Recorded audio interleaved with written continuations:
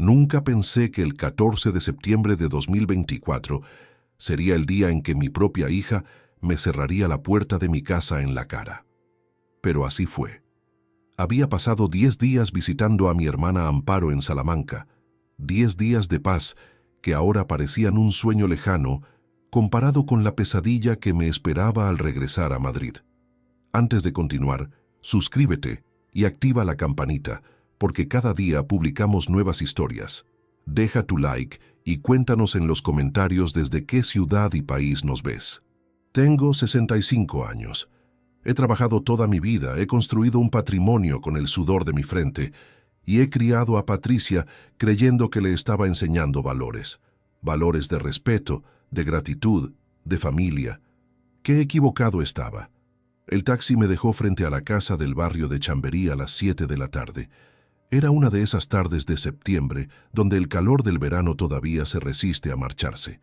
Llevaba 2 maletas conmigo, nada extraordinario para un viaje de 10 días. Saqué las llaves de mi bolsillo.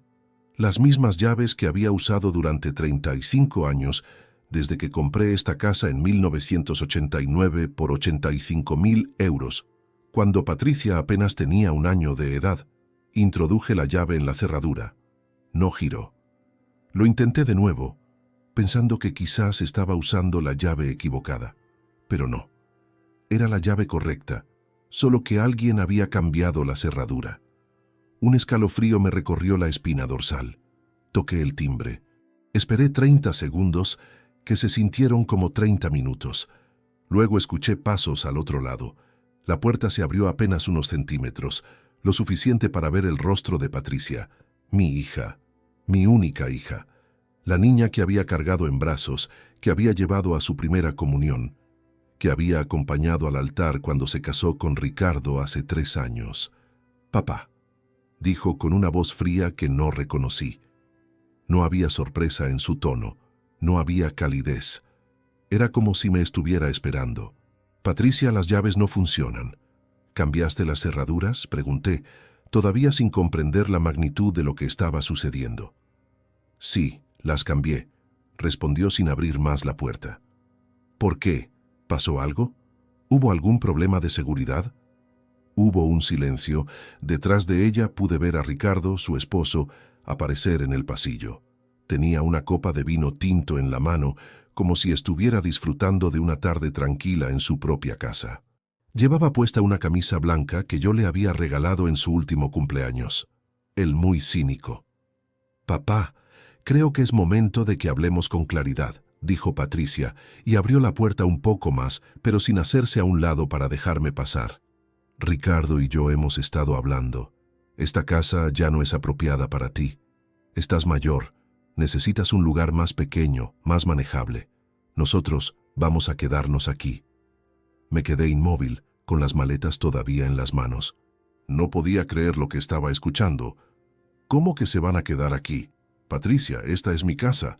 La compré en 1989. Está a mi nombre. Les permití vivir aquí temporalmente mientras tú vivías en ese apartamento horrible de 45 metros cuadrados en Carabanchel», me interrumpió. «Papá, seamos realistas. Tú no necesitas esta casa.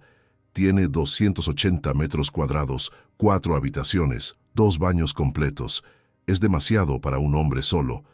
Nosotros tenemos una familia que formar». Ricardo se acercó más, colocándose junto a Patricia. Tomó un sorbo de vino y me miró con una expresión que solo puedo describir como de satisfacción. «Don Javier», dijo con una falsa cortesía que me hizo apretar los dientes. «Patricia tiene razón. Usted ya cumplió su ciclo en esta casa. Ahora es nuestro turno. Es lo natural, ¿no cree? Yo había aceptado mudarme a ese pequeño apartamento alugado hace 8 meses. 8 meses en los que dormí en un sofá-cama, en los que cada vez que me movía escuchaba los ruidos de los vecinos a través de las paredes delgadas. Lo había hecho porque Patricia me había dicho que necesitaba un lugar temporal mientras resolvía unos asuntos con Ricardo. Me había dicho que era solo por unos meses, que pronto encontrarían su propio lugar. Yo, como el idiota que fui, le creí. «No soy bienvenido aquí», dije en voz baja, más como una constatación que como una pregunta. Patricia desvió la mirada por un segundo, pero luego me miró directo a los ojos. No, papá, no lo eres. Esas 4 palabras cayeron sobre mí como un martillo. Ricardo sonrió, dio otro sorbo a su vino y luego se alejó hacia el interior de la casa. Mi casa. La casa donde había vivido con Isabel, mi esposa, hasta que falleció en 2019.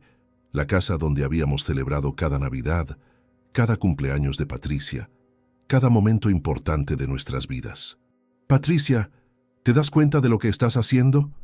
Intenté una vez más, sintiendo cómo la rabia comenzaba a reemplazar al shock inicial. Esta casa es mía, está registrada a mi nombre. Ustedes no tienen ningún derecho legal. Los derechos, me interrumpió nuevamente, son más complejos de lo que piensas, papá. Ricardo ha estado revisando todo con un abogado. Hay formas de hacer las cosas. Tú estás mayor, a veces olvidas cosas. Sería muy fácil argumentar que no estás en condiciones de administrar tus bienes. Ahí estaba, la amenaza velada. Querían declararme incapaz. Querían robarme mi casa utilizando la ley como arma. Voy a llamar a la policía, dije, sacando mi teléfono del bolsillo. Adelante, respondió Patricia con una calma escalofriante. Llama.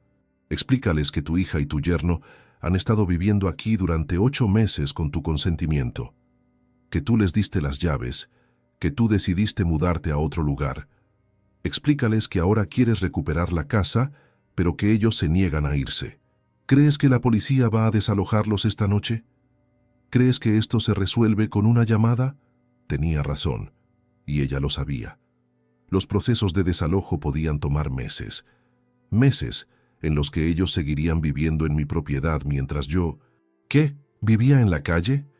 Busca un hotel, papá, dijo Patricia, y su voz ahora tenía un tono de fastidio, como si yo fuera un vendedor molesto en la puerta.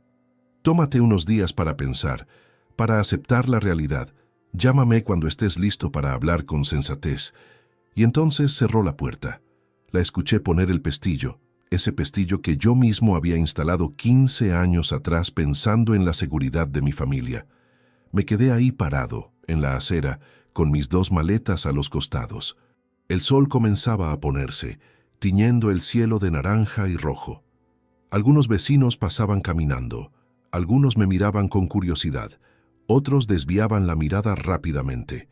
Me pregunté cuántos de ellos habían visto a Patricia y Ricardo entrar y salir de mi casa durante estos meses, actuando como si fueran los dueños. Sentí como las lágrimas amenazaban con salir, pero las contuve. No iba a llorar ahí, en la calle, frente a mi propia casa. No les daría esa satisfacción. Tomé mis maletas y comencé a caminar.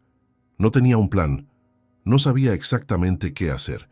Solo sabía que necesitaba alejarme de ahí antes de hacer o decir algo de lo que pudiera arrepentirme. Caminé 4 cuadras hasta encontrar un pequeño hotel, el Hotel Atlántico. No era lujoso, pero estaba limpio y el recepcionista fue amable. 75 euros por noche. Pagué por 3 noches por adelantado, aunque no tenía idea de cuánto tiempo necesitaría estar ahí. La habitación era pequeña, con una cama individual, un televisor antiguo y un baño que olía a desinfectante. Me senté en el borde de la cama, todavía con la chaqueta puesta, y finalmente dejé que las lágrimas salieran. ¿Cómo había llegado a esto? ¿Cómo la niña que una vez me había dicho, «Eres el mejor papá del mundo», ahora me cerraba la puerta de mi propia casa en la cara? ¿Cómo el hombre que había trabajado 40 años como ingeniero civil, que había ahorrado cada euro, pensando en dejarle un futuro seguro a su hija, ahora se encontraba solo en una habitación de hotel barata? Ricardo. Todo había cambiado desde que Patricia se casó con Ricardo Moreno Torres hace 3 años. Al principio me pareció un hombre agradable. Se presentó como administrador de empresas, hablaba bien, se vestía con elegancia, pero con el tiempo comencé a notar cosas. La forma en que siempre tenía una excusa para pedir dinero prestado, las facturas que olvidaba pagar, los negocios que estaban por cerrar, pero que nunca se materializaban. Isabel, mi esposa, antes de morir me había advertido. «Javier, ese hombre no me da buena espina», me había dicho un día mientras tomábamos café en la cocina. Patricia está ciega de amor, pero tú tienes que estar atento. Protege lo que hemos construido. No le hice caso. Pensé que Isabel estaba siendo sobreprotectora, que Ricardo solo necesitaba tiempo para establecerse. Qué tonto fui. Esa noche, acostado en la cama del hotel, mirando el techo manchado por años de humedad, tomé una decisión. No iba a quedarme de brazos cruzados. No iba a dejar que me robaran lo que había construido con tanto esfuerzo. No iba a permitir que mi propia hija me pisoteara de esta manera. Mañana llamaría a Laura Jiménez Ruiz, mi abogada, la misma que había manejado la compra de la casa en 1989, la misma que había ayudado con el testamento de Isabel. Si alguien podía ayudarme a navegar esta pesadilla legal, era ella.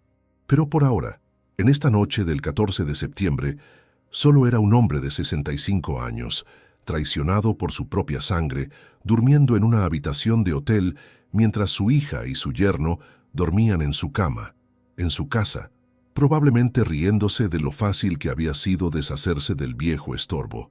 Sin embargo, había algo que Patricia y Ricardo no sabían. Yo no era el anciano confundido que ellos querían hacerme parecer. Mi mente estaba clara, mis documentos estaban en orden y mi determinación era inquebrantable. Esta no era el final de mi historia, era apenas el comienzo de mi contraataque. La mañana del 15 de septiembre me desperté en la habitación del Hotel Atlántico con un dolor de cabeza punzante y la clara sensación de que todo lo ocurrido el día anterior no había sido una pesadilla, sino mi nueva realidad. La luz entraba por una pequeña ventana que daba a un callejón y durante unos segundos olvidé dónde estaba. Luego, como un martillo, la memoria regresó. Patricia me había cerrado la puerta. Mi propia hija me había echado de mi casa. Me levanté, me duché con agua tibia que olía ligeramente a azufre y bajé a desayunar al pequeño comedor del hotel. Café solo y 2 tostadas que sabían a cartón. No tenía apetito, pero sabía que necesitaba mantener las fuerzas. Tenía mucho trabajo por delante. De vuelta en mi habitación saqué mi laptop del maletín. Era una HP que había comprado hacía 2 años, nada sofisticado, pero funcionaba bien. La abrí y accedí a mi banca online. Si iba a enfrentarme a esto, necesitaba entender exactamente cuál era mi situación financiera. Y más importante, necesitaba entender cómo había llegado a este punto. Comencé a revisar los movimientos bancarios de los últimos 4 años, desde 2020 hasta septiembre de 2024. Lo que encontré me hizo sentir físicamente enfermo. Enero de 2020. Transferencia a Patricia Ortega Vidal, 18.000 euros. Nota: boda y luna de miel. Marzo de 2021. Transferencia a concesionario SEAT Madrid, 23.000 euros. Nota: coche para Patricia. Junio de 2021. Transferencia a Reformas García S.L., 31.500 euros. Nota: Reforma Apartamento Getafe, Patricia. Agosto de 2022. Transferencia a Patricia Ortega Vidal, 8.000 euros. Nota: Ayuda temporal R. Diciembre de 2022. Transferencia a Patricia Ortega Vidal, 7.000 euros. Nota: Emergencia médica R. Abril de 2023. Transferencia a Patricia Ortega Vidal, 5.500 euros. Nota: Préstamo. Devolver en 3 meses. Septiembre de 2023. Transferencia a Patricia Ortega Vidal, 4.500 euros. Nota: Préstamo urgente. Total: 96.500 euros en 4 años. Casi 100.000 euros. Dejé caer la espalda contra el respaldo de la silla y cerré los ojos. Casi 100.000 euros que había transferido a mi hija, creyendo que la estaba ayudando, creyendo que era mi deber como padre, y ahora ella me echaba de mi propia casa como si fuera un extraño. Pero no era solo el dinero lo que me dolía, era el patrón, la cronología. Todo había comenzado en enero de 2020, 3 meses después de la muerte de Isabel. Mi esposa había fallecido el 5 de octubre de 2019 después de una batalla de 2 años contra el cáncer de páncreas. Había sido el periodo más oscuro de mi vida. Patricia lo sabía, Ricardo lo sabía, y habían aprovechado mi vulnerabilidad. Abrí un documento de Word y comencé a escribir, tratando de reconstruir la cronología de eventos que me había llevado hasta aquí. Isabel murió el 5 de octubre de 2019. Para enero de 2020, yo todavía estaba en un estado de shock, apenas funcionando día a día. Fue entonces cuando Patricia me habló sobre su boda. Me dijo que Ricardo y ella querían casarse en mayo de 2020, pero que no tenían suficiente dinero para la boda que soñaban.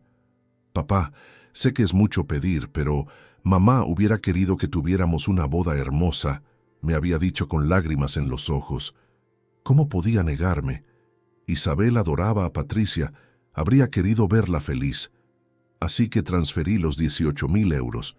La boda se realizó en el Hotel Ritz, con 150 invitados, flores importadas y una banda en vivo. Yo sonreí en las fotos, pero por dentro estaba vacío. Isabel no estaba ahí para ver a nuestra hija caminar hacia el altar. La pandemia llegó en marzo de 2020 y la boda de mayo se pospuso hasta agosto. Yo pasé los meses de confinamiento solo en mi casa de Chamberí, hablando con Patricia por videollamada. Ella parecía preocupada por mí. «Papá, no deberías estar solo», me decía. «Cuando esto termine, voy a visitarte más seguido. Te lo prometo». Pero las visitas nunca aumentaron. En cambio, las solicitudes de dinero sí. En marzo de 2021, Patricia me llamó llorando. Dijo que Ricardo había perdido su trabajo debido a los recortes post-pandemia, que necesitaban un coche para que él pudiera buscar nuevas oportunidades. «Solo un préstamo, papá. Te lo devolveremos en 6 meses cuando Ricardo encuentre algo». Transferí los 23,000 euros para el Seat León. Nunca vi un solo euro de vuelta. En junio de 2021, Patricia me mostró el apartamento en Getafe, que Ricardo y ella habían alquilado. Era pequeño, oscuro, con problemas de humedad. «Papá, no podemos vivir así. Necesitamos hacer algunas reformas básicas o Patricia va a enfermarse», me dijo Ricardo, finalmente mostrando su rostro en mis conversaciones con mi hija. Hablaba con seguridad, como si fuera obvio que yo debía ayudar, como si fuera mi obligación. Transferí 31,500 euros para la reforma, un apartamento de alquiler. Ni siquiera era de ellos. Y así continuó. Cada pocos meses otra emergencia, otra urgencia, otro préstamo temporal. En agosto de 2022, Ricardo supuestamente necesitó una operación de rodilla. 8,000 euros. En diciembre de 2022, hubo un problema legal que necesitaba resolverse rápidamente. 7,000 euros. Nunca me mostraron facturas médicas, nunca me explicaron los detalles legales. Yo solo transfería el dinero porque Patricia me lo pedía, porque era mi hija, porque pensé que eso era lo que un buen padre hacía. Pero ahora, mirando todos estos números en la pantalla de mi laptop, vi algo que no había visto antes, un patrón de manipulación sistemática. Me levanté y comencé a caminar por la pequeña habitación. Mi mente trabajaba rápidamente, conectando puntos que había ignorado durante años. Recordé una conversación en particular. Había sido en noviembre de 2023, casi un año atrás. Patricia había venido a visitarme a la casa de Chamberí. Trajo pastel de manzana, mi favorito, y habíamos tomado café en la cocina. La misma cocina donde Isabel y yo habíamos compartido miles de cafés a lo largo de 36 años de matrimonio. «Papá, necesito hablar contigo sobre algo importante», me había dicho Patricia, su tono serio. «¿Qué pasa? ¿Está todo bien?» «Sí, todo está bien, pero Ricardo y yo hemos estado hablando con un abogado sobre planificación patrimonial. Ya sabes, después de lo que pasó con mamá, nos dimos cuenta de lo importante que es tener todo en orden».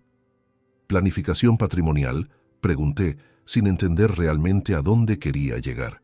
«Sí, el abogado dice que sería mucho más fácil para todos si hiciéramos una transferencia anticipada de algunos bienes. Ya sabes, para evitar impuestos de herencia en el futuro. Y también, papá, tienes que pensar en tu propia seguridad. ¿Qué pasaría si te enfermas?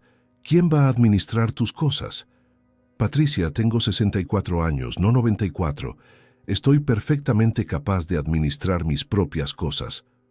«Por supuesto que sí, papá. No estoy diciendo que no. Solo digo que sería más fácil si si pusiéramos algunas cosas a mi nombre, solo como precaución. El abogado preparó algunos documentos, solo necesitas firmarlos. Y ahí había sacado una carpeta con documentos legales, papeles llenos de jerga legal que no entendí completamente. Había intentado leerlos, pero eran confusos, con referencias a artículos del Código Civil que no conocía.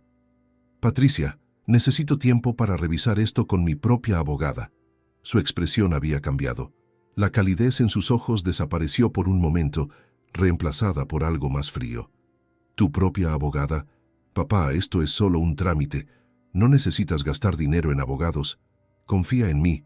Soy tu hija. Lo sé, cariño. Pero estos son documentos importantes. Solo déjame revisarlos con calma, ¿de acuerdo? Ella había guardado los documentos con un movimiento brusco. Está bien, pero piénsalo pronto, papá. El abogado dice que hay fechas límite para aprovechar ciertas ventajas fiscales. Nunca firmé esos documentos. Los guardé en un cajón y sinceramente los olvidé. Ahora me daba cuenta de que esos papeles probablemente eran la primera tentativa de Patricia y Ricardo de tomar control legal de mi casa. Cuando eso no funcionó, habían cambiado de estrategia.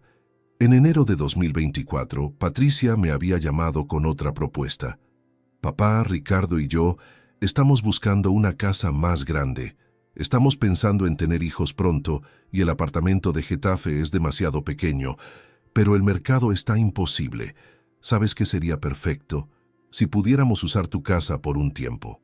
Tú podrías mudarte a un apartamento más pequeño, más fácil de mantener, y nosotros nos quedamos en Chamberí temporalmente mientras ahorramos para nuestra propia casa. Sería perfecto para todos. Yo había dudado. La casa de Chamberí era mi hogar. Era donde Isabel y yo habíamos construido nuestra vida. Pero Patricia había insistido. Es solo temporal, papá. 6 meses, máximo 1 año. Y piénsalo, la casa es demasiado grande para ti solo. 280 metros cuadrados para una persona. Estarías más cómodo en algo más pequeño. Y como el idiota que fui, accedí. En febrero de 2024, me mudé a un apartamento de alquiler de 45 metros cuadrados en Carabanchel. Patricia y Ricardo se mudaron a mi casa en Chamberí. Es temporal, me recordaba constantemente. Solo hasta que encontremos nuestra propia casa. Pero nunca buscaron otra casa. Nunca tuvieron intención de hacerlo. Los meses pasaron. Yo vivía en ese apartamento minúsculo, durmiendo en un sofá-cama, escuchando a los vecinos discutir a través de las paredes. Pagaba 700 euros de alquiler cada mes, mientras Patricia y Ricardo vivían gratis en mi casa de 280 metros cuadrados en uno de los mejores barrios de Madrid. Y luego vino agosto. Patricia me había llamado, su voz dulce como miel. Papá, ¿por qué no te vas de vacaciones? Te haría bien. Visita a tía Amparo en Salamanca. Hace mucho que no la ves. Ahora entendía. Querían que me fuera. Necesitaban tiempo sin mí alrededor para completar su plan. Y yo, ingenuamente, había obedecido. Me fui 10 días a Salamanca, pensando que estaba haciendo algo bueno para mí, sin saber que Patricia y Ricardo estaban cambiando las cerraduras, preparándose para echarme de mi propia casa. Mi teléfono vibró sacándome de mis pensamientos. Era un mensaje de Patricia. Papá, espero que hayas encontrado un lugar cómodo. Ricardo y yo creemos que es mejor si nos das algo de espacio. Todos necesitamos procesar esto. Te llamaré en unos días cuando estés más calmado. Cuando yo estuviera más calmado, como si yo fuera el que estaba siendo irracional, como si yo fuera el problema. Escribí una respuesta, luego la borré. Escribí otra y también la borré. Finalmente no respondí nada. Tenía que pensar estratégicamente. Cualquier cosa que dijera podría ser usada en mi contra. Me senté de nuevo frente a la laptop y comencé a buscar información sobre Ricardo Moreno Torres. Si iba a enfrentarme a esto, necesitaba saber exactamente con quién estaba tratando. Encontré su perfil de LinkedIn. Decía que era director de operaciones en una empresa llamada Inversiones Moreno S.L. Sonaba impresionante, pero cuando busqué la empresa en el registro mercantil, descubrí que había sido disuelta en marzo de 2022 por insolvencia. Ricardo había sido el único empleado y director. La empresa había acumulado deudas de más de 80.000 euros con proveedores y con Hacienda. Seguí buscando. Encontré artículos de prensa local sobre la empresa. Al parecer, Ricardo había convencido a varios inversores pequeños de poner dinero en un esquema de inversión inmobiliaria que nunca se materializó. No había cargos criminales, técnicamente todo había sido legal apenas, pero la reputación de Ricardo estaba destruida en los círculos empresariales de Madrid. Entonces, todo cobró sentido. Ricardo estaba arruinado financieramente. Su crédito estaba destrozado, no podía obtener préstamos, no podía comprar una casa, no podía hacer nada a su nombre, así que había hecho lo siguiente mejor: casarse con mi hija y manipularla para robar mi patrimonio. Y Patricia, mi dulce Patricia, había sido lo suficientemente ingenua o codiciosa como para seguirle el juego. Esa tarde, desde mi habitación de hotel, llamé a Laura Jiménez Ruiz. Su secretaria me pasó con ella inmediatamente. «Javier, qué sorpresa. Hacía tiempo que no hablábamos. ¿Cómo estás?» «Laura, necesito tu ayuda. Es urgente». Le expliqué toda la situación. Le hablé sobre la expulsión, sobre el dinero, sobre los intentos de Patricia de hacerme firmar documentos, sobre Ricardo y sus antecedentes financieros. Hubo un largo silencio al otro lado de la línea. «Javier, necesito que vengas a mi oficina mañana a primera hora. Trae todos los documentos que tengas, escrituras de la casa, extractos bancarios, cualquier papel que Patricia te haya pedido firmar. Vamos a resolver esto. ¿Puedes ayudarme?» «Puedo y lo haré. La casa está a tu nombre. Ellos no tienen ningún derecho legal, pero necesitamos actuar rápido y actuar inteligentemente». Colgué el teléfono sintiéndome por primera vez en 24 horas como si hubiera algo de esperanza. Patricia y Ricardo habían cometido un error. Habían subestimado al viejo. Pensaron que era débil, confundido, fácil de manipular. Pero yo había construido un patrimonio de cero. Había sobrevivido a la muerte de mi esposa. Había enfrentado desafíos más grandes que 2 manipuladores codiciosos. Iba a recuperar mi casa. Iba a recuperar mi dignidad. Y Patricia iba a aprender una lección que debería haberle enseñado hace mucho tiempo. Las acciones tienen consecuencias. La mañana del 18 de septiembre llegué al despacho de Laura Jiménez Ruiz a las 9 en punto. Su oficina estaba en un edificio elegante en el barrio de Salamanca, a solo 20 minutos en metro desde el Hotel Atlántico. Llevaba conmigo una carpeta gruesa con todos los documentos que había podido reunir. La escritura original de la casa de 1989, extractos bancarios de los últimos 4 años, y esos misteriosos papeles que Patricia me había pedido firmar en noviembre de 2023 y que, gracias a Dios, nunca firmé. Laura me recibió personalmente en la recepción. Tenía 52 años, cabello castaño corto y una expresión que siempre me había transmitido confianza. Había sido la abogada de Isabel y mía durante más de 15 años. Conocía mi situación, conocía mi historia y, lo más importante, conocía la ley. «Javier, pasa por favor», me dijo guiándome hacia su despacho. Era una oficina amplia con estanterías llenas de códigos legales y libros de jurisprudencia. En la pared había diplomas de la Universidad Complutense y de varios cursos de especialización en Derecho Civil e Inmobiliario. Me senté frente a su escritorio y coloqué la carpeta sobre la mesa. Mis manos temblaban ligeramente. No había dormido bien en los últimos 3 días. «Cuéntame todo desde el principio», dijo Laura sacando una libreta y un bolígrafo. Le relaté cada detalle: la expulsión del 14 de septiembre, los 97, 500 euros transferidos, los intentos de Patricia de hacerme firmar documentos, la investigación que había hecho sobre Ricardo y sus empresas quebradas. Laura tomaba notas meticulosamente, haciendo ocasionales preguntas para aclarar fechas o detalles específicos. Cuando terminé, ella dejó el bolígrafo y me miró con una expresión seria. «Javier, lo primero que necesitas entender es que estás en una posición legal muy fuerte. La casa está registrada a tu nombre desde 1989. Patricia y Ricardo no tienen ningún derecho de propiedad. El hecho de que les hayas permitido vivir ahí temporalmente no les otorga ningún título legal. Pero Patricia dijo algo sobre declararme incapaz, sobre argumentar que no puedo administrar mis bienes. Laura negó con la cabeza firmemente. Eso es una táctica de intimidación, nada más. Para declarar a alguien incapaz se necesita mucho más que las palabras de una hija codiciosa. Se requieren evaluaciones médicas extensas, pruebas de deterioro cognitivo severo y la aprobación de un juez. Tú estás perfectamente lúcido, Javier. Cualquier juez lo vería en 5 minutos. Sentí un peso levantarse de mi pecho. Entonces, ¿qué podemos hacer?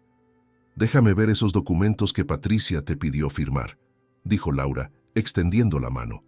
Saqué los papeles de la carpeta y se los entregué. Laura comenzó a revisarlos, sus ojos moviéndose rápidamente sobre el texto legal. Su expresión se volvió cada vez más seria. «Dios mío», murmuró después de unos minutos. «Javier, ¿sabes lo que son estos documentos? Algo sobre planificación patrimonial. Eso fue lo que Patricia dijo. Son documentos de cesión de propiedad. Si hubieras firmado esto, habrías transferido la propiedad de la casa de Chamberí directamente a Patricia. No como herencia futura, sino como transferencia inmediata. Habrías perdido tu casa ese mismo día». El estómago se me revolvió. ¿Es legal eso? Es legal si la persona firma voluntariamente y comprende lo que está firmando. Por eso Patricia te presionó para que no consultaras con un abogado. Ella sabía que cualquier abogado te habría advertido inmediatamente. Ricardo está detrás de todo esto, ¿verdad? Sin duda. Pero Javier, hay algo más que necesito investigar. Dame un momento. Laura se volvió hacia su computadora y comenzó a teclear. Pasaron varios minutos en silencio mientras ella revisaba algo en la pantalla. Yo miraba por la ventana, viendo el tráfico de Madrid moverse lentamente en la calle abajo. «Ya veo», dijo Laura finalmente, con un tono de voz que no me gustó. «Javier, necesito hacerte una pregunta importante. ¿En algún momento, en los últimos meses, firmaste algún documento que Patricia te haya traído? Cualquier cosa, incluso algo que pareciera insignificante?» Pensé cuidadosamente. No creo. Después de que rechacé esos documentos en noviembre, Patricia nunca volvió a mencionarlo. ¿Por qué? Laura giró su monitor hacia mí. Porque según el registro de la propiedad, alguien intentó inscribir una cesión de la casa a nombre de Patricia Ortega Vidal el 12 de agosto de 2024. Mi corazón se detuvo. ¿Qué? Aparentemente, presentaron documentos en el registro alegando que tú habías cedido la propiedad a Patricia. Los documentos incluían lo que parecía ser tu firma. Pero yo nunca firmé nada. Nunca. Lo sé. Y el registrador también lo supo. Rechazó la inscripción porque había inconsistencias en la firma. La comparó con tu firma en los documentos originales de 1989 y no coincidía. También faltaban ciertos requisitos formales. Pero Javier, esto es serio. Patricia y Ricardo intentaron falsificar tu firma para robar tu casa. La rabia que sentí en ese momento fue indescriptible. No era solo la traición, era la premeditación. Habían planeado todo esto meticulosamente. Los documentos de noviembre habían sido el primer intento.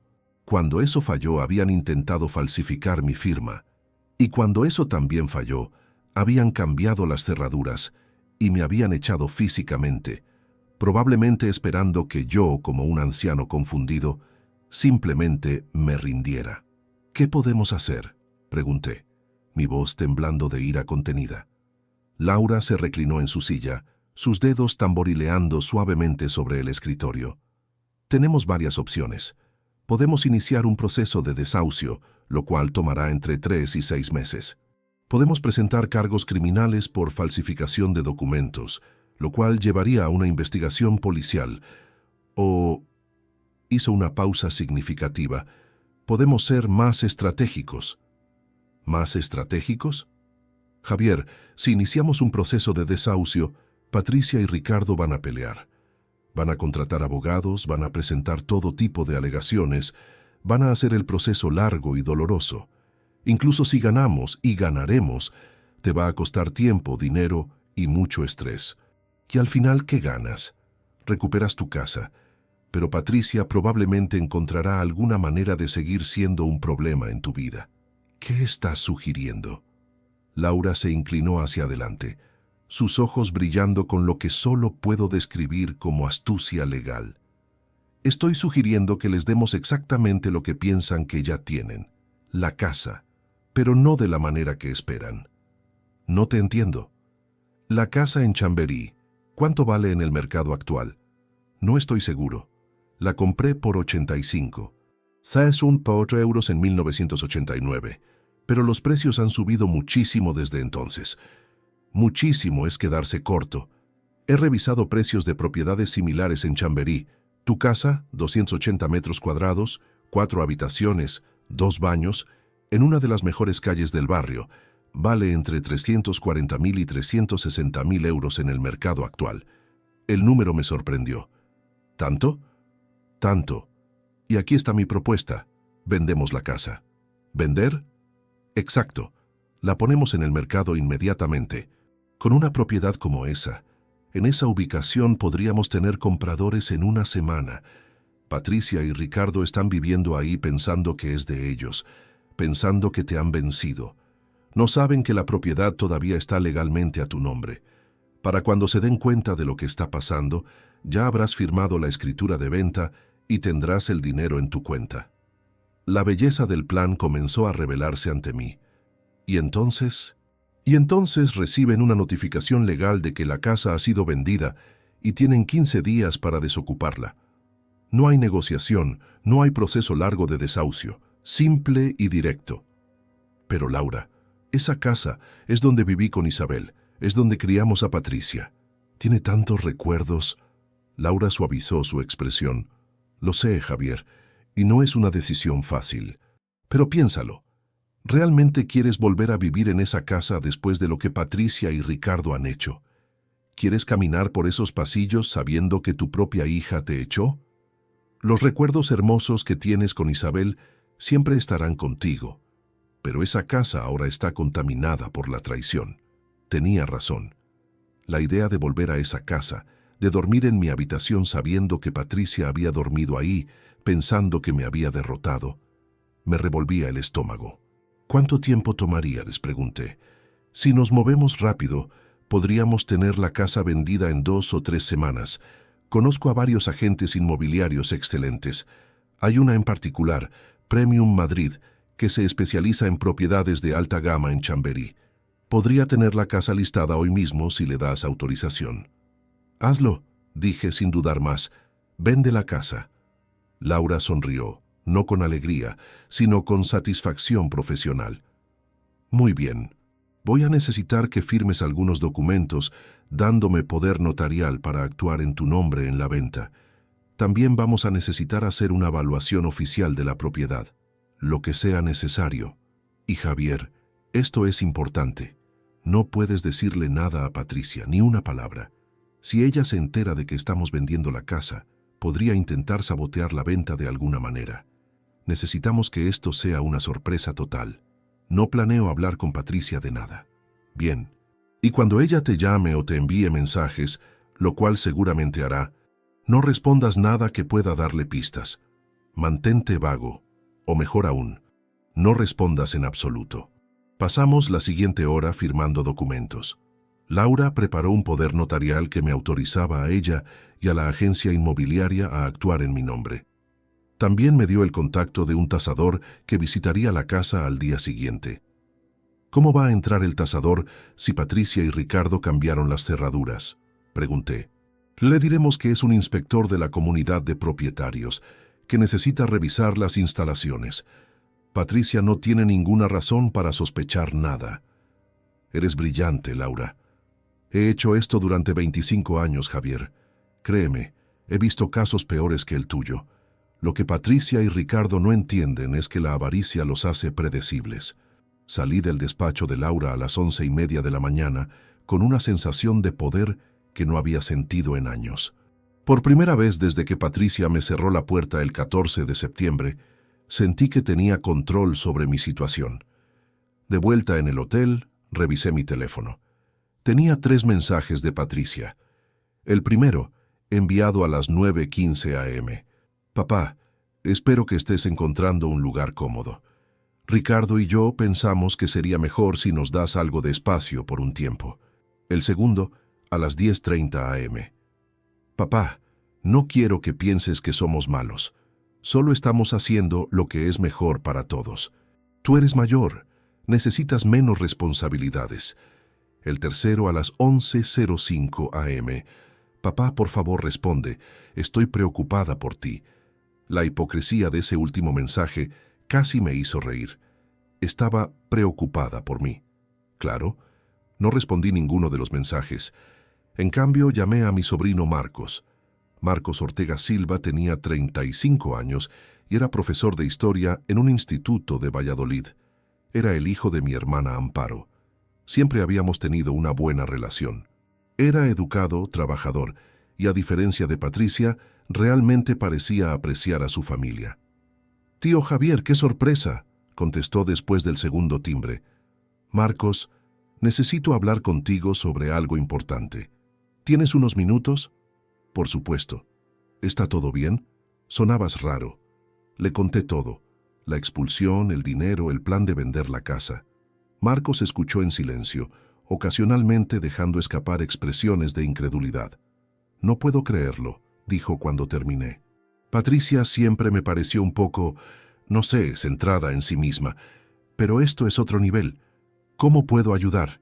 Necesito saber que si las cosas se complican, si Patricia intenta algo, tengo a alguien de mi lado, alguien en quien pueda confiar. Tío, por supuesto, cuenta conmigo para lo que sea. Y cuando vendas la casa, si necesitas un lugar donde quedarte mientras encuentras algo permanente, mi casa en Valladolid siempre está abierta para ti». «Gracias, Marcos. No sabes cuánto significa eso para mí». Después de colgar con Marcos, me senté en la cama del hotel y pensé en el camino que tenía por delante. Patricia pensaba que había ganado. Ricardo pensaba que su plan había funcionado. Pero no sabían que el viejo al que habían subestimado estaba a punto de darles una lección que nunca olvidarían. Esa noche, a las 8:47 p.m., recibí un correo electrónico de Laura. «Javier, la agencia Premium Madrid ha listado tu propiedad esta tarde. Ya tenemos 3 citas programadas para mañana. El mercado en Chamberí está muy activo. Mantendré contacto». Sonreí por primera vez en días. El contador regresivo había comenzado. Patricia y Ricardo tenían sus días contados en mi casa y ni siquiera lo sabían. Los días entre el 18 y el 26 de septiembre de 2024 fueron los más extraños de mi vida. Por fuera, mantenía una apariencia de calma. Pasaba mis días en el Hotel Atlántico, salía a caminar por el Retiro, comía en pequeños restaurantes del barrio. Pero por dentro, cada célula de mi cuerpo vibraba con anticipación. Sabía algo que Patricia y Ricardo no sabían, y ese conocimiento era como un secreto delicioso que ardía en mi pecho. Laura me mantenía informado de cada desarrollo. El 19 de septiembre, el tasador visitó la casa haciéndose pasar por inspector de la comunidad. Patricia le abrió la puerta sin sospechar nada. Según me contó Laura después, el tasador le dijo que necesitaba revisar las tuberías y el sistema eléctrico. Patricia le dejó entrar, incluso le ofreció café. El muy idiota de Ricardo estaba ahí también, presumiendo sobre las mejoras que planeaban hacer a su casa. El tasador tomó fotos, hizo mediciones y se fue después de 40 minutos. Patricia nunca supo que acababa de facilitar su propia destrucción. La evaluación oficial llegó el 20 de septiembre, 342.000 euros. Laura recomendó listar la casa a 345.000 euros para tener margen de negociación. La agencia Premium Madrid subió el anuncio esa misma tarde. Fotografías profesionales de cada habitación, descripción detallada de la propiedad, ubicación privilegiada en Chamberí. Todo perfecto. Durante esos días, Patricia me enviaba mensajes ocasionales. Eran mensajes calculados, diseñados para parecer preocupados, pero manteniendo una distancia clara. 21 de septiembre, 10:23 a.m. Papá, ¿cómo estás? Ricardo y yo queremos asegurarnos de que estés bien. ¿Encontraste un lugar cómodo? 22 de septiembre, 3:15 p.m. Papá, he estado pensando, quizás podríamos almorzar juntos la próxima semana, hablar sobre el futuro. 24 de septiembre, 7:45 p.m. Papá, tu silencio me preocupa. Por favor, al menos dime que estás bien. No respondí ninguno. Cada mensaje que no contestaba era un pequeño acto de resistencia. Pero más que eso, era estratégico. Laura me había advertido que cualquier comunicación con Patricia podría ser usada para argumentar que yo estaba negociando con ella sobre la casa, lo cual podría complicar la venta. Así que mantuve un silencio total. Lo que no sabía en ese momento era que Patricia estaba interpretando mi silencio de una manera completamente diferente. Según me enteré después, ella le había dicho a Ricardo que yo estaba procesando la nueva realidad y que pronto aceptaría la situación. Pensaban que mi silencio era resignación, cuando en realidad era la calma antes de la tormenta. El 23 de septiembre recibí un email de Laura que me hizo sonreír. Javier, excelentes noticias. Hemos tenido 7 visitas a la propiedad en los últimos 4 días. 2 compradores potenciales han expresado interés serio. Uno es una familia española que busca mudarse desde Barcelona. El otro es un empresario alemán llamado Klaus Hoffmann que está relocalizando su negocio a Madrid. Ambos tienen la capacidad financiera para compra en efectivo. Mantengo contacto. 7 visitas en 4 días. Y Patricia nunca sospechó nada. La agencia había sido inteligente. Programaban las visitas durante el día, cuando Ricardo supuestamente estaba buscando trabajo y Patricia salía a hacer sus cosas. Los agentes tenían copias de las llaves originales que yo había proporcionado. Entraban, mostraban la casa a los compradores potenciales y se iban. Simple, eficiente y completamente legal. El 25 de septiembre sucedió algo que casi arruina todo. Estaba tomando café en una cafetería cerca del hotel cuando vi a mi hija. Patricia caminaba por la calle con 2 amigas, riendo, llevando bolsas de compras de tiendas caras. Se veía feliz, despreocupada, como si no tuviera ninguna preocupación en el mundo. Como si no hubiera echado a su propio padre de su casa apenas 11 días antes. Me quedé paralizado. Parte de mí quería levantarme, caminar hacia ella, confrontarla, exigir saber cómo podía estar tan tranquila después de lo que había hecho. Pero me contuve. Recordé las palabras de Laura. No puedes darle ninguna pista, Javier, ni una sola. Patricia pasó frente a la cafetería sin verme. La escuché hablar con sus amigas.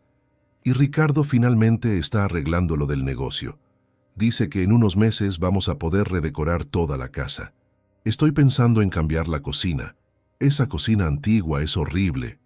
Esa cocina antigua era la cocina que Isabel había escogido personalmente en 1995. Habíamos gastado 8.000 euros en esa remodelación, un dinero que en ese entonces era significativo. Isabel había pasado semanas eligiendo cada detalle: los azulejos azules, las alacenas de madera de roble, la encimera de granito, y ahora Patricia la llamaba horrible y planeaba destruirla. Apretando los puños debajo de la mesa, dejé que Patricia y sus amigas se alejaran. Cuando ya no podía verlas, saqué mi teléfono y escribí un mensaje a Laura. Acabo de ver a Patricia. Está gastando dinero y planeando remodelar la casa. Necesitamos cerrar esta venta lo antes posible. Laura respondió en 5 minutos. Entendido. Tengo noticias de todos modos. Klaus Hoffmann quiere hacer una oferta. Reunión programada para mañana a las 10 a.m. en mi oficina. Te quiero ahí. Esa noche apenas dormí. El 26 de septiembre me levanté a las 6 de la mañana, me duché, me puse mi mejor traje, un traje azul marino que no había usado desde el funeral de Isabel, y llegué al despacho de Laura a las 9:30 a.m. Klaus Hoffmann llegó exactamente a las 10:00 a.m. Era un hombre de unos 50 años, alto, con cabello rubio y gafas con montura metálica. Hablaba español con acento alemán, pero perfectamente comprensible. Traía consigo a su asesor financiero y a su propio abogado. «Señor Ortega», dijo estrechando mi mano firmemente, He visto muchas propiedades en Madrid en los últimos 2 meses. Su casa en Chamberí es exactamente lo que estoy buscando. La ubicación es perfecta para mi negocio. El tamaño es ideal para mi familia que se mudará desde Múnich en diciembre, y el estado de la propiedad es excelente. Me alegra escuchar eso, señor Hoffman, respondí, tratando de mantener mi voz estable. Quiero hacer una oferta directa, continuó Klaus. 345. 000 euros, el precio completo que están pidiendo. Pago en efectivo sin financiación, lo cual significa que podemos cerrar rápidamente. Mi abogado ya ha revisado todos los documentos de la propiedad. Todo está en orden. Miré a Laura. Ella asintió levemente. ¿Cuán rápido podríamos cerrar?, pregunté. Mis fondos ya están transferidos a mi banco español, explicó Klaus. Puedo tener el dinero listo en 24 horas. Sugiero que hagamos la escritura el 12 de octubre. Eso me da tiempo para finalizar algunos asuntos de mi negocio en Alemania y les da a ustedes tiempo para preparar todos los documentos necesarios. 16 días. En 16 días, Patricia y Ricardo perderían todo. El 12 de octubre es perfecto, dije. Pasamos la siguiente hora revisando los detalles. El abogado de Klaus era meticuloso, revisando cada línea de la escritura de propiedad, verificando que no había gravámenes ni hipotecas, confirmando que yo era el único propietario legal. Todo estaba limpio, todo estaba perfecto. A las 11:30 am firmamos el compromiso de compraventa. Klaus depositó un adelanto de 34.500 euros, el 10% del precio, en una cuenta de garantía controlada por Laura. Si alguna de las partes se retractaba del acuerdo, perdería ese dinero, pero ninguno de nosotros tenía intención de retractarse. Cuando Klaus y su equipo se fueron, me quedé a solas con Laura en su oficina. ¿Te das cuenta de lo que acaba de pasar?, me dijo con una sonrisa.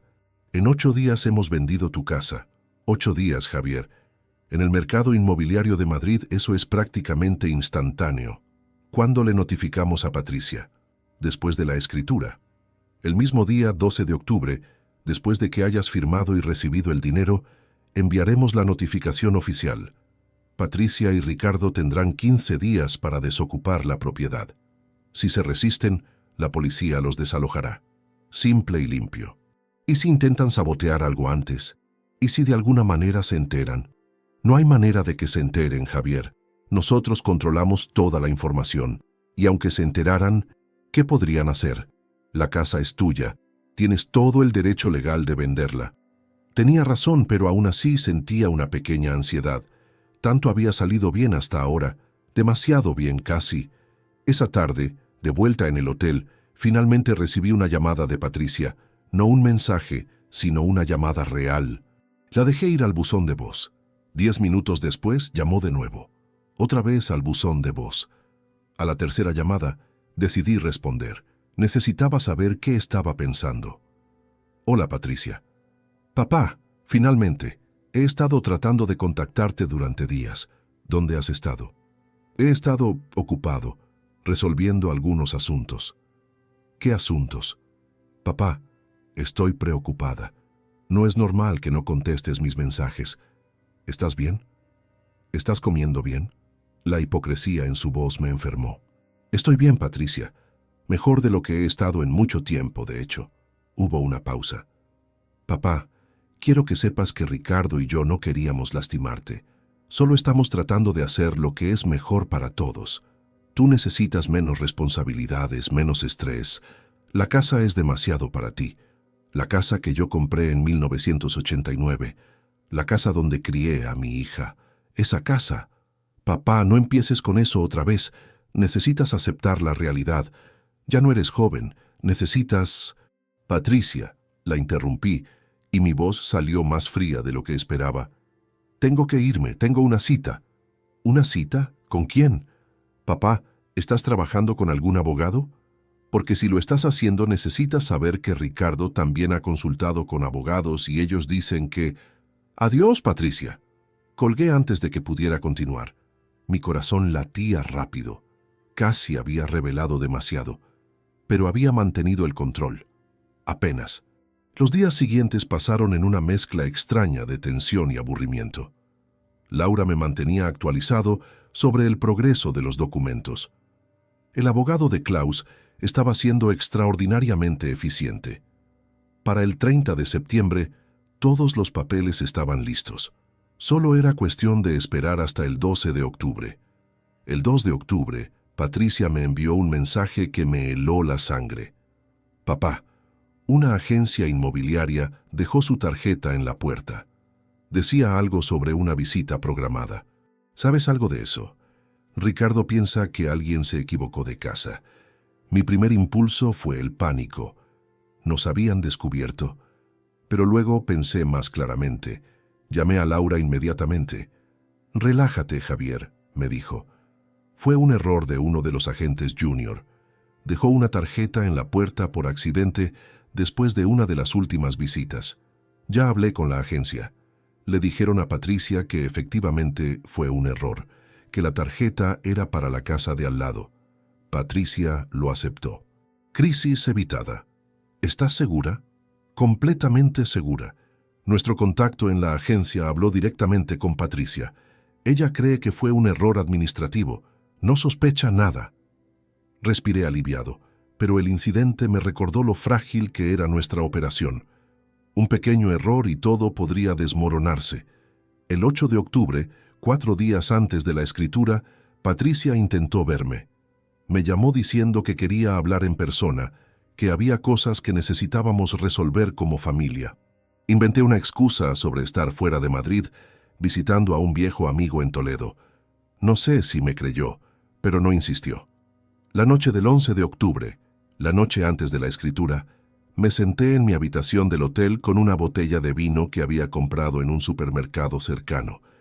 No soy un gran bebedor, pero esa noche necesitaba algo para calmar mis nervios.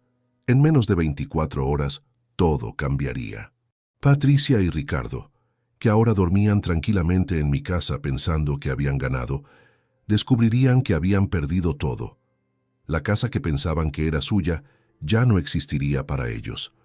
Los 345.000 euros estarían en mi cuenta bancaria, y ellos tendrían 15 días para empacar sus cosas y largarse. Bebí el vino lentamente, pensando en Isabel. «Ojalá estuvieras aquí para ver esto», susurré al aire vacío de la habitación. «Ojalá pudieras ver cómo finalmente estoy defendiéndome. Mañana sería el día. Mañana la justicia finalmente llegaría». El 12 de octubre de 2024 amaneció con un cielo despejado sobre Madrid. Me desperté a las 6 de la mañana, 2 horas antes de que sonara mi alarma. No había podido dormir más de 3 horas seguidas durante toda la noche. Cada vez que cerraba los ojos, veía la cara de Patricia cuando recibiera la notificación de despejo. Veía a Ricardo, ese manipulador fracasado, comprendiendo finalmente que había subestimado al viejo. Me duché, me afeité con cuidado y me puse el mismo traje azul marino que había usado para la reunión con Klaus Hoffmann. Bajé a desayunar al comedor del Hotel Atlántico, pero apenas pude comer. El café me supo amargo y las tostadas parecían de cartón en mi boca. La anticipación era casi física, como una corriente eléctrica recorriendo mi cuerpo. A las 9:30 am llegué al Cartorio Notarial de Madrid en la calle Serrano. Era un edificio histórico con techos altos y suelos de mármol que resonaban con cada paso. Laura ya estaba ahí, revisando documentos en una sala de espera elegante, con sillas de cuero y cuadros antiguos en las paredes. «Buenos días, Javier», me saludó con una sonrisa profesional. «¿Listo para esto?» «Más que listo», respondí, y me sorprendió lo firme que sonó mi voz. Klaus Hoffmann llegó 10 minutos después, acompañado de su abogado y su asesor financiero. Llevaba un maletín de cuero negro y una expresión de tranquila satisfacción. «Señor Ortega, este es un gran día», me dijo estrechando mi mano. «Mi familia está muy emocionada de mudarse a su hermosa casa». Su hermosa casa. Ya no era mi casa. En menos de una hora sería oficialmente suya, y Patricia, que dormía en ella esta misma mañana creyendo que le pertenecía, no tenía idea de lo que estaba a punto de suceder. A las 11:00 am exactamente, El notario nos hizo pasar a su despacho. Era un hombre de unos 60 años, con gafas de lectura colgando de una cadena alrededor de su cuello y una expresión de alguien que había presenciado miles de transacciones similares. Señores, procedamos con la escritura de compraventa del inmueble situado en la calle Almagro número 47, barrio de Chamberí, Madrid, comenzó con voz formal. Lo que siguió fue una hora de lectura de documentos legales, verificación de identidades y firmas en múltiples páginas. El notario leyó cada cláusula en voz alta. Confirmó que la propiedad estaba registrada a mi nombre desde el 15 de marzo de 1989. Verificó que no había hipotecas, gravámenes, ni ningún otro impedimento legal. Confirmó que Klaus Hoffmann tenía los fondos disponibles para la compra. Señor Ortega Romero, ¿confirma usted que vende libre y voluntariamente la propiedad descrita por el precio acordado de 345.000 euros? Lo confirmo, respondí, y mi voz no tembló ni una sola vez. Señor Hoffmann, ¿confirma usted que compra la propiedad descrita por el precio acordado de 345.000 euros en las condiciones establecidas? Lo confirmo, respondió Klaus. Más firmas. El notario estampó sus sellos oficiales en cada página. El asesor financiero de Klaus verificó la transferencia bancaria. A las 12:17 p.m., mi teléfono vibró con una notificación de mi banco. Transferencia recibida, 345.000 €. Remitente, Klaus Hoffmann, 345.000 euros. Miré la pantalla de mi teléfono y sentí una mezcla extraña de alivio, satisfacción y una tristeza que no esperaba. Por más que Patricia me hubiera traicionado, esa casa había sido mi hogar durante 35 años. Había sido donde Isabel y yo construimos nuestra vida. Y ahora, en menos de 30 minutos de burocracia formal, ya no me pertenecía. Pero no tenía tiempo para sentimentalismos. Había una fase más de mi plan que necesitaba ejecutarse inmediatamente. A las 12:30 p.m. salimos del despacho del notario.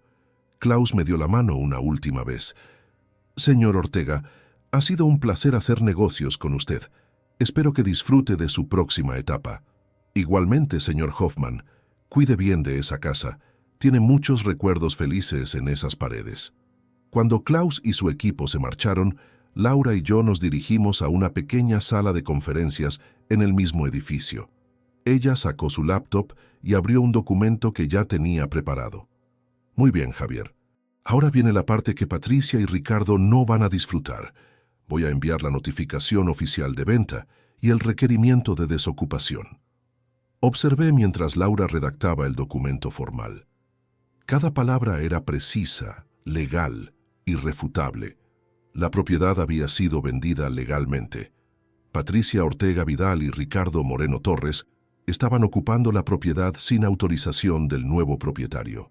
Tenían 15 días naturales, hasta el 27 de octubre de 2024, para desocupar completamente el inmueble. Si no lo hacían voluntariamente, se procedería con el desalojo forzoso mediante intervención policial. ¿Lista para enviar?, preguntó Laura, su dedo sobre el botón del ratón. Lista, respondí. Clic. El email se envió a las 12:47 p.m. del 12 de octubre. Ahora también envío copia certificada por mensajero, dijo Laura. Llegará a la casa en aproximadamente 2 horas. Y envío un SMS al número de Patricia para asegurarme de que recibe notificación inmediata. Observé mientras Laura tecleaba el mensaje. Patricia Ortega Vidal. Notificación oficial enviada a su dirección actual. Propiedad vendida legalmente. Desocupación requerida en 15 días. Detalles en documento adjunto al email. Abogada Laura Jiménez Ruiz. Mi teléfono comenzó a sonar a las 13:02 p.m. Patricia. No contesté.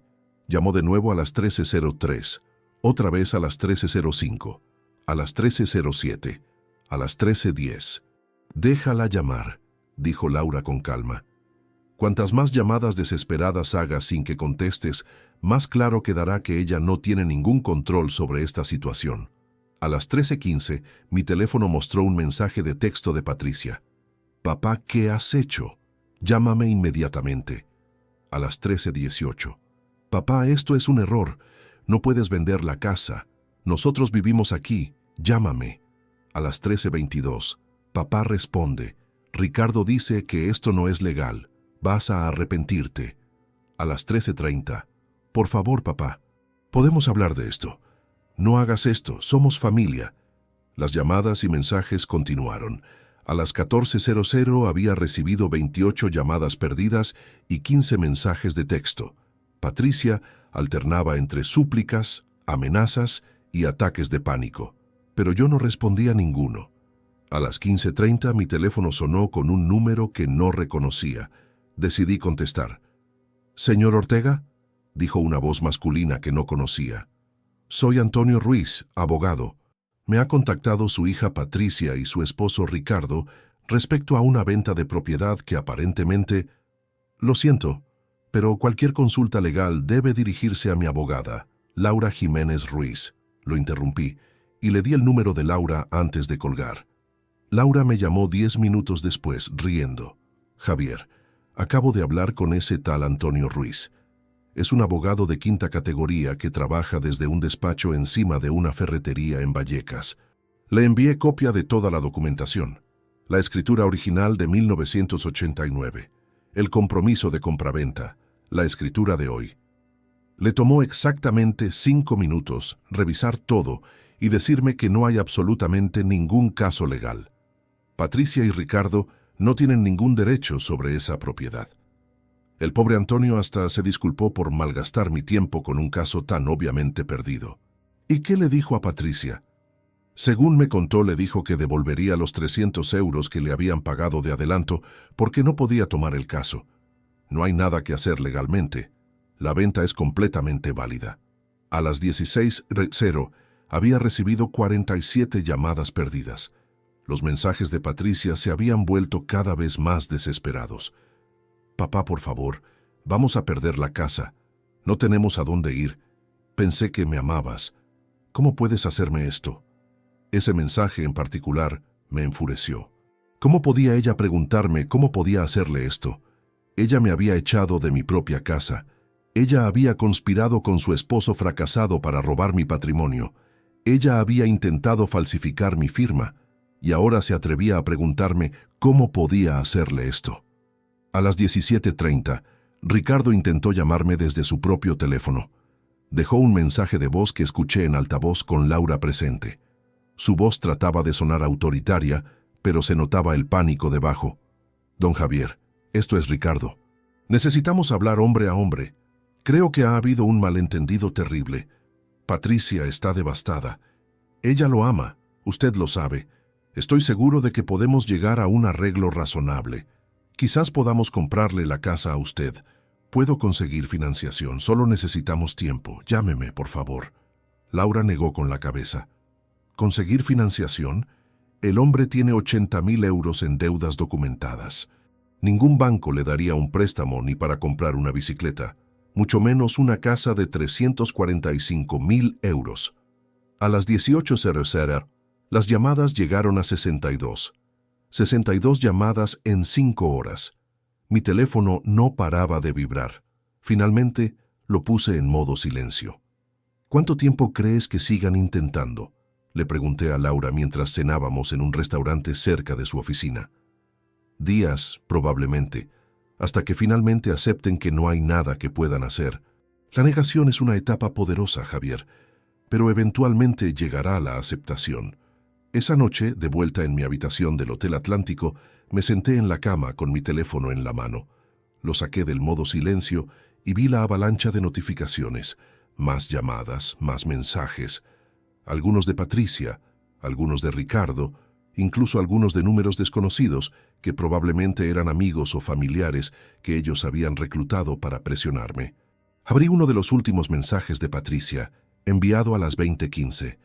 «Papá, Ricardo se ha ido. Dijo que esto es demasiado para él. Estoy sola. Por favor, no me hagas esto. Soy tu hija, tu única hija. Mamá no hubiera querido esto». Esa última frase, mencionar a Isabel, fue demasiado. Abrí el teclado y escribí una respuesta, la primera y última respuesta que le daría. «Patricia, tu madre me advirtió sobre Ricardo antes de morir. Me dijo que protegiera lo que habíamos construido. Ojalá le hubiera hecho caso. Me echaste de mi propia casa, intentaste robar mi patrimonio y ahora enfrentas las consecuencias. Tienes 15 días para desocupar. No habrá más comunicación entre nosotros. Adiós. Envié el mensaje y luego bloqueé su número. Bloqueé el número de Ricardo. Bloqueé todos los números desconocidos que me habían estado llamando. Silencio. Por primera vez en casi un mes, mi teléfono estaba completamente silencioso. Me recosté en la cama y miré el techo. Había ganado. Patricia y Ricardo habían perdido todo, exactamente como merecían. Pero la victoria se sentía extraña, vacía de cierta manera. Había recuperado mi dignidad y mi autonomía, había protegido mi patrimonio, había establecido límites inquebrantables, pero también había perdido a mi hija en el proceso. ¿Valía la pena? Miré la foto de Isabel en la pantalla de mi teléfono, una foto que siempre llevaba conmigo. Su sonrisa cálida, sus ojos que siempre me habían hecho sentir seguro. Hice lo que tenía que hacer, le susurré a la foto. Protegí lo que construimos juntos. Espero que estés orgullosa. Y en el silencio de esa habitación de hotel, con 345.000 euros en mi cuenta bancaria y una hija que ya no me hablaba, finalmente pude dormir. Los días entre el 12 y el 27 de octubre pasaron con una lentitud tortuosa. Yo permanecí en el Hotel Atlántico, esperando, sabiendo que Patricia y Ricardo estaban en mi antigua casa viviendo sus últimos días ahí, probablemente en un estado de pánico creciente. Laura me mantenía informado de cada desarrollo. El 15 de octubre, Patricia intentó contratar a otro abogado, uno más caro esta vez, un tal Javier Campos que tenía un despacho respetable en el barrio de Salamanca. Pero después de revisar la documentación, él también llegó a la misma conclusión. No había nada que hacer. La venta era legal, los documentos estaban perfectos y Patricia no tenía ningún derecho sobre la propiedad. El 18 de octubre, según me contó Laura, Patricia intentó hablar directamente con Klaus Hoffmann. Consiguió su número de teléfono de alguna manera y lo llamó llorando, suplicándole que reconsiderara la compra, que le diera más tiempo, que había sido un malentendido familiar. Klaus, siendo el hombre de negocios pragmático que era, simplemente le dijo que había comprado la propiedad legalmente y que esperaba que la desocuparan según lo acordado. Luego bloqueó su número. El 20 de octubre recibí un email de mi hermana Amparo desde Salamanca. Patricia la había contactado contándole una versión completamente distorsionada de los eventos. Según Patricia, yo había vendido la casa sin avisarle y ahora ella y Ricardo estaban en la calle sin ningún lugar a donde ir. Amparo, que conocía la historia real porque yo se la había contado durante mi visita en septiembre, le respondió a Patricia con la verdad. Le dijo que yo le había explicado todo. La expulsión, el dinero robado, los intentos de falsificación. Patricia negó todo, por supuesto, pero Amparo no le creyó. «Tu hija está desesperada, Javier», me escribió Amparo en el email, «pero también está mintiendo. Las mentiras que me contó no coinciden con lo que tú me dijiste, y yo te creo a ti. Has hecho lo correcto. A veces el amor más duro es el amor necesario». El 24 de octubre, 3 días antes de la fecha límite de desocupación, Laura recibió un mensaje del abogado Javier Campos. Patricia estaba pidiendo una extensión de 30 días para encontrar un lugar donde mudarse. Laura respondió con un simple no y copia de la orden judicial que autorizaba el desalojo forzoso si la propiedad no era desocupada voluntariamente para el 27 de octubre. La mañana del 27 de octubre desperté con un nudo en el estómago. Hoy era el día. Si Patricia y Ricardo no habían desocupado la casa, la policía los desalojaría por la fuerza. Laura había coordinado todo con las autoridades. El operativo estaba programado para las 10:00 a.m. A las 9:00 a.m., Laura me llamó. «Javier, ¿quieres estar presente?» «No», respondí sin dudarlo. «No quiero ver a Patricia así. Ya ha sido suficiente». «Lo entiendo. Te mantendré informado». Me quedé en mi habitación del hotel, sentado en el borde de la cama mirando mi teléfono. A las 10:15 a.m., Laura me envió un mensaje. Policía en la propiedad. Patricia y Ricardo aún dentro, procediendo con desalojo. A las 10:47 a.m. Patricia saliendo. Muchas lágrimas. Ricardo ya se fue hace 2 días, según vecinos. Solo Patricia y algunas maletas. A las 11:23 a.m. Desalojo completo. Klaus Hoffmann ha cambiado las cerraduras. Patricia se fue en un taxi con 3 maletas. Todo terminado. Leí ese último mensaje 3 veces. Todo terminado. 35 años de historia en esa casa, reducidos a 3 maletas en un taxi. Llamé a Laura. ¿Cómo estaba Patricia? Hubo una pausa. Devastada, Javier. No voy a mentirte. Estaba llorando. Sus vecinos la miraban. Pero también estaba furiosa. Me gritó que esto era culpa tuya, que eras un padre horrible, que nunca te perdonaría.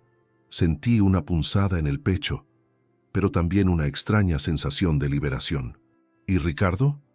Según los vecinos, se fue el 25 de octubre con 2 maletas y nunca volvió. Aparentemente, cuando se dio cuenta de que realmente iban a perder la casa y que no había dinero que robar, simplemente abandonó a Patricia. Ni siquiera le dejó una nota. Ricardo, el manipulador que había orquestado todo este desastre, había huido como la rata que siempre fue. Y Patricia, que había seguido su plan ciegamente, ahora pagaba las consecuencias sola. Laura, necesito preguntarte algo. ¿Hice lo correcto? Javier, tu hija intentó robarte tu casa. Su esposo trató de falsificar tu firma.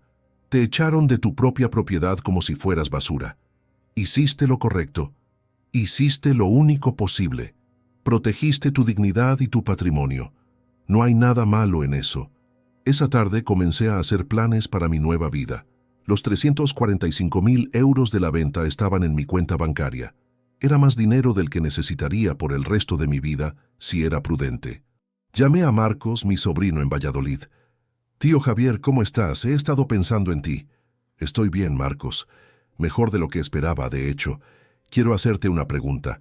¿Hay apartamentos en venta cerca de donde vives? Claro que sí. De hecho, hay uno en mi mismo edificio. Un señor mayor se mudó a una residencia el mes pasado. Es un apartamento de 2 habitaciones, 85 metros cuadrados, mucha luz. Están pidiendo 125.000 euros. ¿Puedes conseguirme una cita para verlo? Por supuesto, ¿cuándo quieres venir? Mañana, si es posible. El 28 de octubre viajé en tren a Valladolid. Marcos me recogió en la estación y me llevó directamente al apartamento.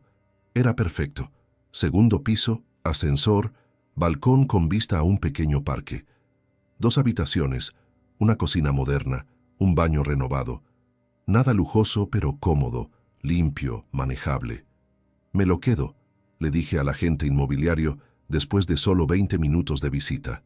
Para el 5 de noviembre, había comprado el apartamento por 125.000 euros en efectivo.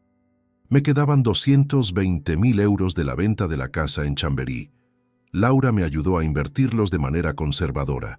150.000 euros en bonos del Estado, con un retorno anual del 3%, y 70.000 euros en un fondo de inversión balanceado. Entre las 2 inversiones, generaría aproximadamente 1.100 euros al mes de ingresos pasivos, más que suficiente para vivir cómodamente junto con mi pensión. Me mudé al apartamento en Valladolid el 12 de noviembre. Marcos me ayudó con las cajas, las pocas pertenencias que había tenido en el Hotel Atlántico y algunas cosas nuevas que había comprado. Muebles sencillos, una televisión, ropa nueva. Era un comienzo fresco, una pizarra limpia. Durante las primeras semanas en Valladolid me pregunté constantemente por Patricia. ¿Dónde estaba viviendo? ¿Cómo estaba sobreviviendo? Parte de mí, la parte que todavía era su padre, se preocupaba. Pero otra parte, la parte que había sido traicionada y humillada, se mantenía firme en su decisión de no contactarla. En diciembre, Amparo me llamó con noticias. Había visto a Patricia en Madrid. Estaba viviendo en un apartamento de alquiler en Móstoles, un barrio modesto en las afueras. Había conseguido trabajo como recepcionista en una clínica dental, ganando apenas 1.200 euros al mes. Ricardo había desaparecido completamente. había bloqueado su número y borrado todas sus redes sociales. Patricia estaba, según palabras de Amparo, destruida. «¿Intentó preguntarte por mí?», le pregunté a Amparo. «Sí, me preguntó si sabía dónde estabas. Le dije que no lo sabía y que aunque lo supiera, no se lo diría. Javier, ella sigue sin aceptar su responsabilidad. Sigue culpándote a ti por todo». Eso confirmó lo que yo ya sabía. Patricia no había aprendido nada. Para ella, yo era el villano de esta historia. Ella era la víctima inocente, no la manipuladora que había intentado robar el patrimonio de su propio padre. En enero de 2025, 4 meses después del desalojo, recibí un email de una dirección que no reconocía. Era de Patricia. Había conseguido mi nuevo email de alguna manera, probablemente a través de Amparo. El email era largo, varios párrafos de súplicas y acusaciones mezcladas. Me decía que estaba luchando para sobrevivir, que no podía pagar su alquiler algunos meses, que había tenido que vender su coche. Me culpaba por arruinar su vida, por ser cruel e insensible, pero en ningún momento se disculpaba. En ningún momento reconocía lo que me había hecho. En ningún momento asumía responsabilidad por sus acciones. Al final del email había una pregunta. ¿Vas a dejarme sufrir así? ¿Vas a dejar que tu propia hija viva en la pobreza cuando tienes tanto dinero? ¿Qué diría mamá? Leí el email 3 veces. Luego lo borré sin responder. Bloqueé la dirección de email. Patricia había hecho su elección cuando me echó de mi casa. Había hecho su elección cuando intentó falsificar mi firma. Había hecho su elección cuando eligió a Ricardo sobre su propio padre. Y yo había hecho la mía cuando decidí que mi dignidad valía más que cualquier vínculo familiar tóxico. Ahora es marzo de 2025. Han pasado 6 meses desde el desalojo. Vivo tranquilamente en mi apartamento en Valladolid. Marcos y yo almorzamos juntos todos los domingos. He hecho algunos amigos en el barrio, otros jubilados con quienes juego ajedrez en el parque. Mis inversiones están generando los ingresos que esperaba. No soy rico, pero soy cómodo. Y más importante, soy libre. ¿Extraño a Patricia? Extraño a la niña que fue, no a la mujer en que se convirtió. Extraño a la pequeña que solía sentarse en mis rodillas y pedirme que le leyera cuentos. Extraño a la adolescente que me daba besos en la mejilla antes de ir a la escuela. Pero esa Patricia se fue hace mucho tiempo, reemplazada por una extraña codiciosa que veía a su padre como un obstáculo entre ella y el dinero. A veces, por las noches, miro la foto de Isabel en mi mesita de noche. «Lo hice, mi amor», le susurro. «Protegí lo que construimos, establecí límites, me defendí». Y en esos momentos de silencio, siento que ella estaría orgullosa. He aprendido que el amor no significa ser una víctima. He aprendido que ser padre no significa permitir que te pisoteen. He aprendido que a veces la decisión más amorosa es la decisión más dura. Dejar ir. Patricia perdió una casa de 340. 0 euros. Perdió el apoyo financiero de su padre. Perdió a un esposo manipulador que nunca la amó realmente y perdió su dignidad. Yo recuperé la mía. ¿Fue un precio alto? Sí. ¿Valió la pena? Cada día que me despierto en mi apartamento, sin temer que alguien me eche, sin depender de nadie, sin cargar con la toxicidad de una relación que solo me lastimaba, respondo que sí. Tengo 66 años. Con suerte, me quedan otros 20 años de vida. Y pienso vivir cada uno de esos años con dignidad, rodeado de gente que realmente me valora, sin cargar con el peso de relaciones que solo me drenaban. Patricia hizo su elección. Ahora vive con las consecuencias. Y yo, finalmente, después de meses de angustia y traición, he encontrado la paz. Esa es la historia de cómo mi hija cambió las cerraduras y me dejó fuera, de cómo ella pensó que había ganado y de cómo descubrió que subestimar al viejo fue el error más costoso de su vida. Si esta historia te ha gustado, apóyanos con un like, suscríbete al canal y déjanos tus opiniones en los comentarios. Para escuchar la siguiente historia, haz clic en la caja que aparece a la izquierda. Gracias por acompañarnos.